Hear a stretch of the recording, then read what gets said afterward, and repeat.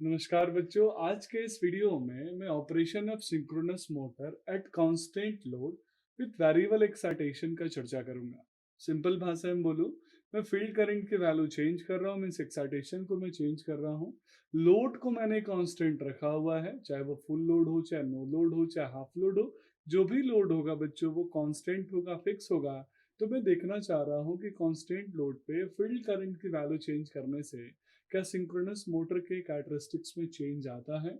तो जैसा कि आप सब जानते हैं कि सभी मोटर्स में सिंक्रोनस मोटर इकलौता ऐसा मोटर है जो कि लैगिंग, लीडिंग, यूनिटी तीनों पावर फैक्टर पे काम करता है।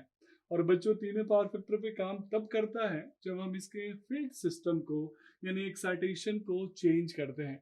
तीन कंडीशन अराइज होते हैं बच्चों। पहला कंडीशन जिसको बोलते हैं under excited, means under excited को नॉर्मली मैं बोल सकता हूँ कि लैगिंग पावर फैक्टर का केस है, जहाँ पे जो फील्ड करंट की वैल्यू है वो रेटेड वैल्यू से कम देते हैं, और इसीलिए हम इसको बोलते हैं अंडर एक्साइटेड।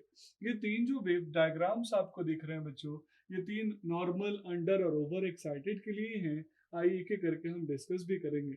सेकेंड केस है नॉर्मल एक्साइटेड। नॉर्मल या नॉर्मली एक्साइटेड वो केस है जिसमें मैं फील्ड करंट की वैल्यू रेटेड वैल्यू के बराबर देता हूँ, यानी 100% वैल्यू देता हूँ, और ये यूनिटी पावर फैक्टर का केस है। तीसरा है over excited case. Over means मुझे फील्ड करंट की वैल्यू रेटिंग से ज्यादा देनी है, और ये सिंक्रोनस मोटर के लिए वरदान है, और इसीलिए आज तक सिंक्रोनस मोटर इंडस्ट्री में यूज हो रहा है। ये सिंक्रोनस मोटर जब नो लोड कंडीशन में, स्पेशली ओवर एक्साइटेड मोड में चला जाता है, तो बच्चों आपको पता होगा इसको बोलते हैं सिंक्रोनस कंडेंसर। आगे हम काफी डिटेल में उसके बारे में पढ़ेंगे। बच्चों, ये एक्साइटेशन का जो कैरेक्टरिस्टिक्स है ये आपको यूज होने वाला है आगे। तो चलिए एक एक करके इनके रिजल्टिंग वैल्यूज को देखते हैं कि कैसे 100% एक्साइटेशन, अंडर एक्साइटेशन और ओवर एक्साइटेशन में से कैरेक्टरिस्टिक्स चेंज होती है।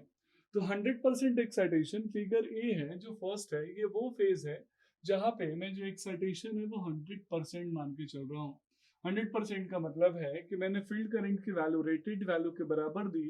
तो जो V और E का रिलेशन होगा, जो E कुछ बुक्स में इसको मैं E भी लिखता हूँ, कुछ बुक्स में E भी लिखता हूँ।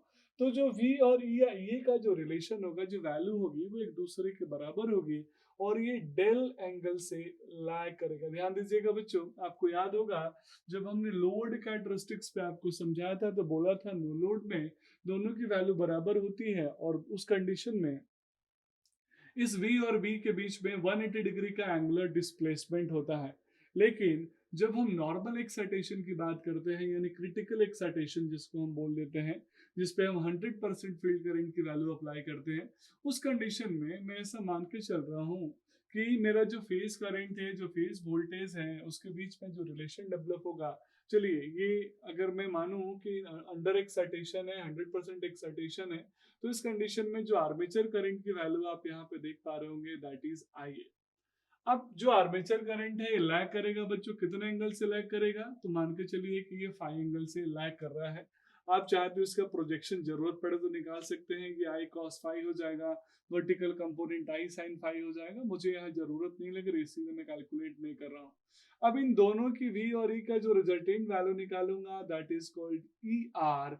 और इस आई ए और ई आर के बीच में जो एंगल होगा, that angle is called theta.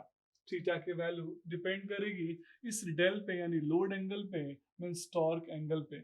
दूसरा केस है बच्चों अंडर एक्साइटेशन। अंडर एक्साइटेशन वो केस है जिसमें मैंने फील्ड करंट के रेटेड वैल्यू से कम वैल्यू दी है। मींस उस कंडीशन में जो जो टर्मिनल वोल्टेज होगा उसकी वैल्यू ज्यादा होगी हमारे ईए की वैल्यू से, यानी फील्ड के वोल्टेज से। तो ध्यान दीजिएगा बच्चों, इस फेजर डायग्राम को भी हम उसी से कोरिलेट कर लेते हैं। ये वी हो गया, ये इसकी वैल्यू जो हो गई आई ए की वैल्यू हो गई, ये एंगल से लैग कर रहा, दैट इज कॉल्ड फाई। यहाँ पे that is called E A, जिसको मैं ई भी बोल रहा हूँ। इन दोनों का जो रिजल्टेंट बनाऊंगा, that is called E R. और वापस इन दोनों के बीच में जो एंगल बनेगा ई आर और आई ए के बीच में, दैट इज कॉल्ड थीटा। तीसरा कंडीशन में मैं लेके चल रहा हूँ, that is called over excitation.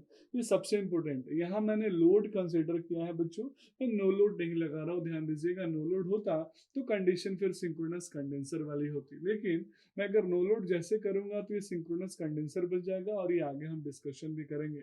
Over excitation वो फेज है जिसमें टर्मिनल वोल्टेज से ज्यादा मेरा फील्ड का वोल्टेज हो जाता है, ए की वैल्यू हो जाती है, ई की वैल्यू हो जाती है। तो चलिए इसे डायग्राम में आप देख सकते हैं, that is V, that is called E, यानी ई जिसको मैं बोल रहा हूँ, दोनों का रिजल्टेंट मैंने ले लिया, दैट इज ई आर। इसमें करंट की वैल्यू लीड, अभी इन दोनों केसेस में लैगिंग थी, और यहाँ करंट की वैल्यू क्या हो जाएगी बच्चों, लीडिंग, यानी ये आगे है, करंट की वैल्यू लीडिंग हो गई, और इन दोनों के बीच में जो एंगल बना, that angle is called theta. तो यहाँ तीन कंडीशंस डेवलप हुए बच्चे, कौन कौन से, under excitation, normal excitation and over excitation. आप इन तीनों में करंट किससे लैग कर रहा है, और किस कंडीशन में जो फील्ड करंट जो हमारा वी और ई का रिलेशन है, किसमें बराबर है, किससे छोटा बड़ा, आप आसानी से देख सकते हैं। अब आइए मैं एक फेज, एक फटाफट वेव कैरेक्टरिस्टिक्स डायग्राम आपके साथ डेवलप कर ले, डिस्कस कर लेता हूँ। Field current versus cos phi, और field current versus armature current. बच्चों ये आगे फिर से मुझे डिस्कस करना है। आपको पता होगा वी कर्व और इन्वर्टेड वी कर्व, तो यहाँ वी कर्व और इन्वर्टेड वी कर्व का हम डिस्कशन करने जा रहे हैं बच्चों। यहाँ पे आप देख रहे होंगे कि सबसे पहले मैं बात करूंगा कि armature current versus field current का, आइए वर्सेस है, तो उस कंडीशन में तीन रीजन लिए। सबसे पहले रीजन लिया that is called no load, दूसरा मैं रीजन ले रहा हूँ फुल लोड का, और फिर ले सकता हूँ ओवरलोड का। तो ये नो लोड का कंडीशन था बच्चों, ये मैंने फुल लोड ले लिया, मींस ये फुल लोड का कंडीशन होगा। अब यहाँ आप देख पा रहे होंगे कि नो लोड से फुल लोड में जो शेप बन रहा है, it shape is look like V, और इसलिए इस कर्व को हम बोलते हैं वी कर्व। यहाँ रीजन अलग होते हैं, ये यूनिटी पावर फैक्टर का रीजन होता है बच्चों, ये जो रीजन होता है that is called leading power factor region, और यहाँ जो इससे इधर साइड में जो होता है that is called lagging power factor region. तो इस तरीके से इसको आगे हम डिस्कस करेंगे, लेकिन आप देख पा रहे होंगे कैसे मैं फील्ड के एक्साइटेशन को चेंज करके, फील्ड करंट को चेंज करके इस पावर फैक्टर और आर्मेचर करंट के बीच का रिलेशन डेवलप करूंगा। तो एक रिलेशन कहलाएगा वी कर्व और दूसरा कहलाएगा inverted we curve. That's all about this video, thank you so much.